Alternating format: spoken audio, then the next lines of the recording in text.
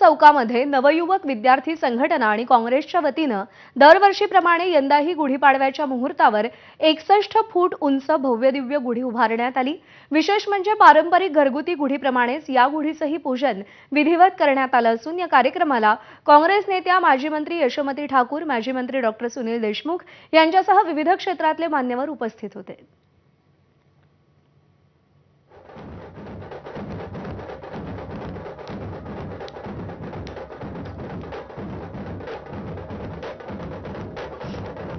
यशोमतीताई स्वतः आहे, काय सांगाल? तब्बल 61 फुटाची गुढी उभारली तुम्ही।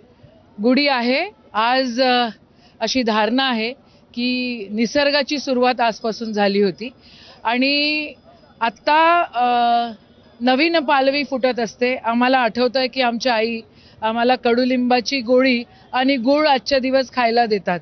तर ती कडू जी आहे ते आयुष्यात येणारं जे कडवटपणा आहे ते आपण त्याला सामोरे जाऊ शकलो पाहिजे आणि सगळ्यांच्या आयुष्यामध्ये गोडवा आपण निर्माण करू शकलो पाहिजे, अशी एक धारणा इथं आहे। मराठी नवीन वर्षाचं आज नवीन सुरुवात आहे। आमचे हे सगळे बंधू मंडळी आहे, नवयुवक मंडळ संघटना आहे, संजूभाऊ देशमुखांची, आमचे विलास भाऊ आहे, आमचे शहर अध्यक्ष या ठिकाणी आहे, आमचे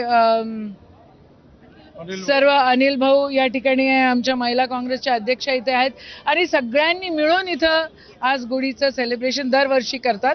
आज मोठ्या उत्साहात या ठिकाणी आम्ही सगळेजण जमलेलो आहोत। काय संदेश द्याल नवीन वर्षाचा? सगळ्यांच्या आयुष्यामध्ये सुख समृद्धी लाभो।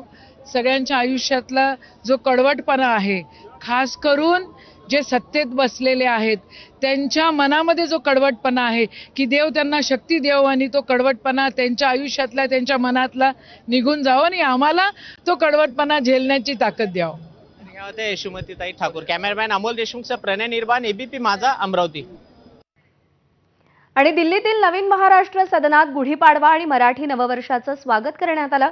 आढावा घेतला आमच्या प्रतिनिधींनी, पाहूया।